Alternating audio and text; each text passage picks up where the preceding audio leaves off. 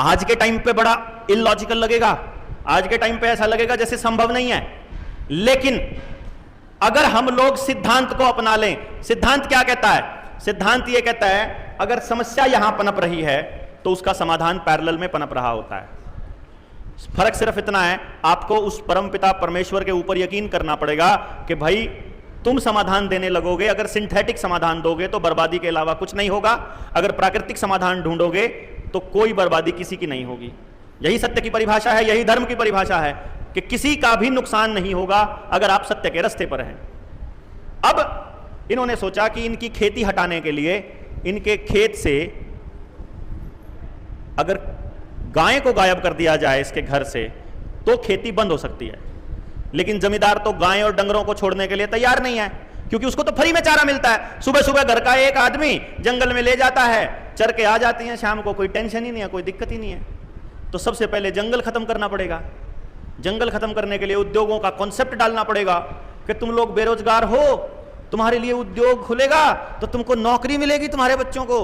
फिर हम अपने खेत की जंगल की जमीन कटवा के, जंगल कटवा के और उद्योग धंधे के लिए दे देंगे। अब डंगरों के पास घूमने के लिए जगह नहीं बची, लेकिन फिर भी खेत में से चारा कटने की जगह है, तो उन्होंने कहा अब ये पानी कैसे खराब किया जाए। पानी खराब करने का भी रास्ता नहीं है, क्योंकि ये तो सारे मिलके हर साल सारा गांव मिल करके अपने तालाब को भी रेनोवेट कर लेता है, खोद लेते थे ना इकट्ठे। तो फिर इन्होंने आपके घर में लैट्रिन के गड्ढे खुदवाए, है ना, लैट्रिन के गड्ढे खुदवाए। तो उससे क्या हुआ खुदवाने से कि वो लैट्रिन का पानी किधर आया? नाली में, और नाली से किधर गया? तालाब में। अब वहां कौन पिलाएगा अपने डंगरों को पानी? तो ना तो आपके पास पानी पिलाने की जगह बची, ना ही आपके खेत में कहीं चरने की जगह बची, तो आपने डंगर रखने कर दिए बंद, और फिर आपको मिलने लगा थैली का दूध। तो फिर क्या कहेंगे, क्या परसेप्शन बनाएंगे कि पैकेट का दूध सस्ता मिलता है, घर में गाय बांधना महंगा पड़ता है, ऐसा परसेप्शन बना के नहीं बना, और सबने यूज कर, सबने अपना मोल की चीज लेनी स्टार्ट कर दी। अब इसमें क्या क्या बिगड़ा? जो सिद्धांत की बात सुनील ने करी थी, वो सिद्धांत क्या क्या बिगड़ा? अगर आपके पास घर में लैट्रिन नहीं है और खेत में अगर आपके पास, आप जंगल के लिए जाते हो, अगर आप सुबह फ्रेश होने के लिए खेत में जा रहे हो या जंगल में जाते हो, तो देखो सिद्धांत क्या कहता है। जो आपने मलमूत्र त्याग किया, उस मल को मिट्टी बनाने का बैक्टीरिया इमीडिएटली पैदा होना शुरू हो जाता है वहीं आसपास 3 फुट के दायरे में, और 24 घंटे के अंदर, 12 घंटे में बल्कि उसको मिट्टी बनाने की प्रक्रिया में चालू कर देता है वो, और बीमारी के कीटाणु खत्म होने शुरू हो जाएंगे वहीं, सिर्फ वहीं तक रहेगा, उससे बाहर नहीं जाएगी बीमारी। और अगर उसके आसपास नमी है, ये तब है जब उसके आसपास मिट्टी है और धूप हवा है, लेकिन अगर हवा की कमी है और नमी है और पक्का है नीचे, तो उसके आसपास 3 फुट के दायरे में बीमार करने वाला बैक्टीरिया पैदा होना शुरू हो जाता है, और वो बैक्टीरिया पूरे घर में फैलता है। आपके घर में लैट्रिन खुली, तब से आपके घरों में बीमारियां आ गई। यहां डॉक्टर पहले आते हैं, बीमारियां बाद में आती हैं। आपको बीमार करने के लिए खेला गया। अगर आप उकड़ू करके पूरी तरह से बैठते हो, पूरी टांगे मुड़ती हैं, तो आप फ्रेश होगे अच्छी तरह से, लेकिन अगर ऐसे आधे बैठोगे तो आप पूरी तरह से फ्रेश नहीं होगे। अगर पूरी तरह से फ्रेश नहीं होगे तो पेट खराब, तो फिर पेट से ही सारी बीमारियां शुरू होती हैं, बात ही खत्म। ठीक, अगर आप खेत में जा रहे हो, जंगल में जा रहे हो, तो सुबह 4 बजे उठना पड़ेगा, क्योंकि घर में आपके पास जंगल है तो डंगर भी है, डंगरों को सुबह सुबह चारा डालने के लिए आपको 4 बजे उठना पड़ेगा।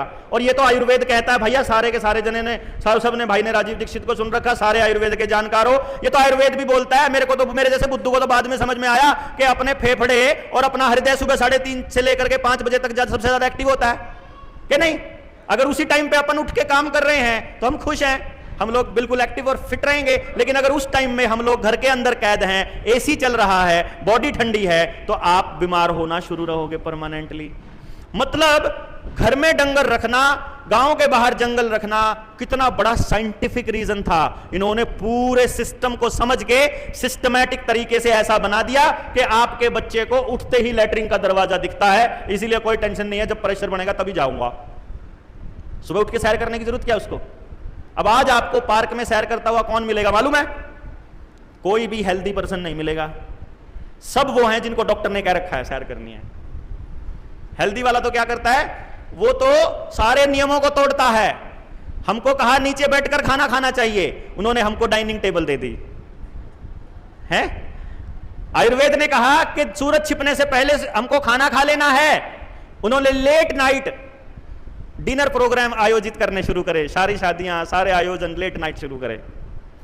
आयुर्वेद ने कहा खाने के साथ पानी नहीं पीना है या खाने के बाद पानी नहीं पीना है।